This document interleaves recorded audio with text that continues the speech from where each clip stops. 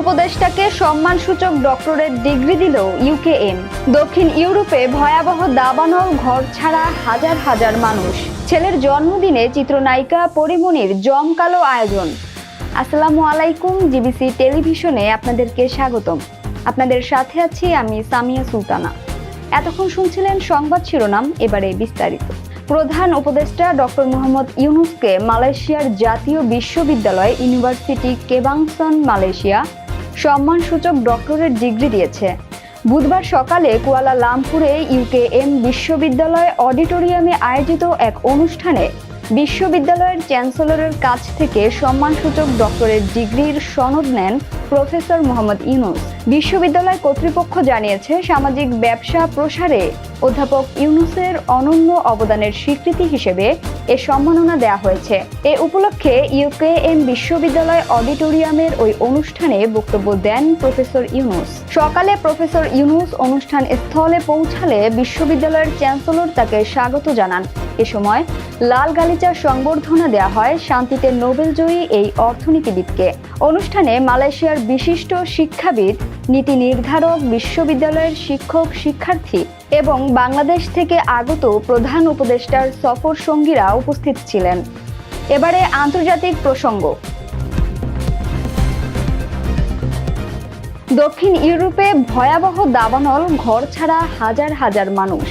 দক্ষিণ ইউরোপে বিভিন্ন দেশে তীব্র তাপদাহে ও দাবানলে অন্তত 3 জনের মৃত্যু হয়েছে। অগ্নিকাণ্ডে বহু মানুষ গৃহহীন হয়েছেন। হাজার হাজার মানুষ ঘরবাড়ি ছাড়তে বাধ্য হয়েছেন।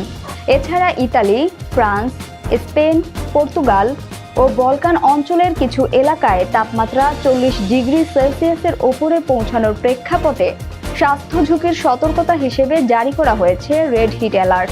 বুধবার এক প্রতিবেদনে এই তথ্য জানিয়েছে ব্রিটিশ সংবাদ মাধ্যম বিবিসি।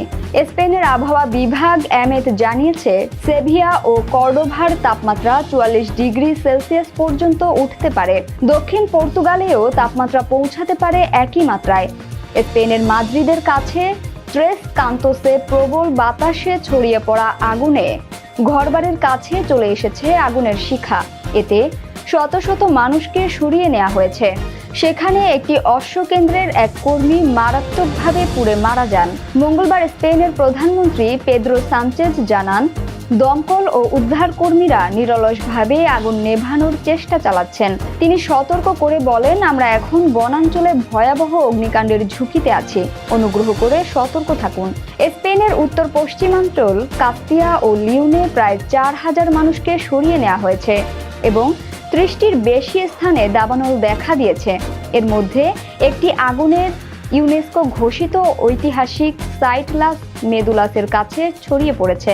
এই স্থানটি প্রাচীন স্বর্ণখনির জন্য বিখ্যাত। দক্ষিণাঞ্চলেও আন্দালুসিয়ার তারিফা শহরের পর্যটন এলাকায় হোটেল ও বাসাবাড়ি থেকে আরও 2000 মানুষকে সরিয়ে নেওয়া হয়। দেশ জুড়ে প্রায় 1000 সেনা আগুন নিয়ন্ত্রণে কাজ করছেন। এবারে বিনোদনের সংবাদ। ছেলের জন্মদিনে চিত্রনায়িকা পরিমণির জমকালো আয়োজন। গত রোববার 3 বছর পূর্ণ করল ঢাকায় চিত্রনায়িকা পরিমণির ছেলে পূর্ণ।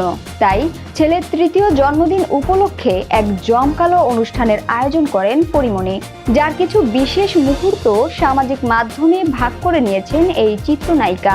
মঙ্গলবার বিকেলে ফেসবুকে টিজার আকারে 1 মিনিটের একটি ভিডিও প্রকাশ করেন পরিমণি। সেখানে দেখা যায় এক মনোমুগ্ধকর রঙিন আয়োজন, যা ভক্তদের মাঝে বেশ সাড়া ফেলেছে। ভিডিওতে দেখা যায় ছেলের জন্মদিনের সেই ইভেন্টে ছিল মেরুন ও পার্পেল থিমের এক আভিজাত্যের ছোঁয়া। নাচ গানে ভরা এই অনুষ্ঠানটিতে বিশেষভাবে উপস্থাপন করতে দেখা যায় পরীর 2 ডানা তথা ছেলে পূর্ণ ও কন্যা প্রিয়মকে। দেখা যায় কেক কাটার আয়োজনও। এছাড়া বেশ কিছু তারকাদেরও অংশ নিতে দেখা যায় সেই অনুষ্ঠানে। সেই আয়োজনেই টিজার প্রকাশ করে ভিডিওতে জানিয়ে দেন, শিগগিরই আসছে। আর ক্যাপশনে লেখেন, আমার 2 সুখের ডানাকে নিয়ে এক জাদুকরী সন্ধ্যা।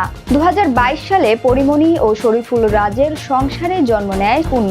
এরপর দম্পতির বিচ্ছেদের পর ছেলেকে একাই পালন করছেন পরিমণি। গত বছর তিনি একটি কন্যা সন্তান দত্তক নিয়েছেন। বর্তমানে 2 সন্তান ও পেশাগত জীবনের ব্যস্ততার মধ্যেই কাটছে পরিমণির দিনগুলো, যার ছোট ছোট মুহূর্ত শেয়ার করে তিনি ভাগ করে নেন ভক্তদের মাঝে। সংবাদের শেষ পর্যায়ে শিরোনামগুলো জানিয়ে দিব আরো একবার। প্রধান উপদেষ্টাকে সম্মানসূচক ডক্টরেট ডিগ্রি দিল ইউকেএম। দক্ষিণ ইউরোপে ভয়াবহ দাবানল, ঘর ছাড়া হাজার হাজার মানুষ। ছেলের জন্মদিনে চিত্রনায়িকা পরিমণির জমকালো আয়োজন। জিবিসি সংবাদে এই ছিল এখনকার মতো। বিশ্বের যে কোনো প্রান্ত থেকে সর্বশেষ খবর জানতে ভিজিট করুন জিবিসি অফিসিয়াল ইউটিউব চ্যানেল ও ফেসবুক পেজ। এতক্ষণ সঙ্গে থাকার জন্য ধন্যবাদ সবাইকে। পরবর্তী সংবাদ দেখার আমন্ত্রণ রইল।